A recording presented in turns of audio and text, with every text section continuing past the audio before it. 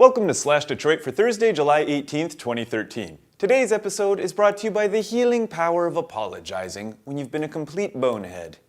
I'm very, very sorry to those people in the audience. The X Games won't be coming to Detroit, but instead will find itself in Austin, Texas. It appears that what Austin lacked in homemade BMX courses and Facebook poll support, it made up for with a Formula One racetrack that cost $400 million and could hold all of the X Games in one complex. It would have been nice to have it, guys, but we can't feel bad for losing to a city with an asset like the Circuit of the Americas track.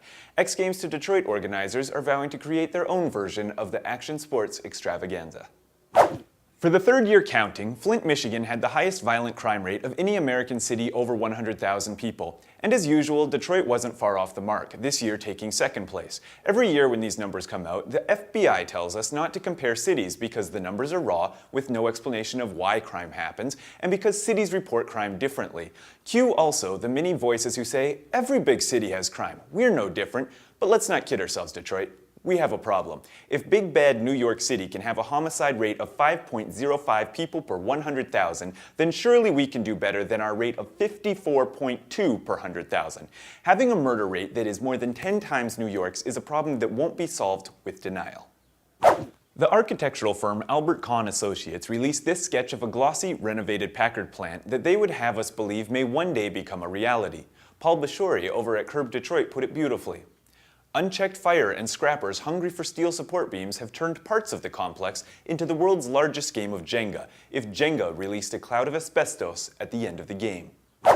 In yesterday's episode, I cheekily predicted that the Detroit City Football Club's supporter groups would be cognizant of the Canadian tendency toward politeness and reciprocate the same during the friendly match against the Windsor Stars. I say cheekily because I didn't expect anything of the sort. But after the naughtiness that occurred after Les Rouges lost to Erie in the playoffs last Sunday, where Erie players danced and taunted fans, which fans responded to with a barrage of flying water bottles, it seems that the Northern Guard and other supporter groups were put on notice. With a passive aggressiveness I've never seen in any athletic spectacle, the fans absolutely stole the show.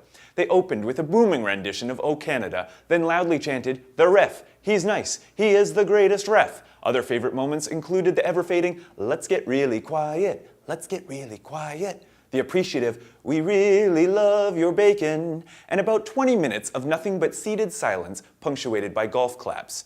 DCFC beat Windsor 2-0.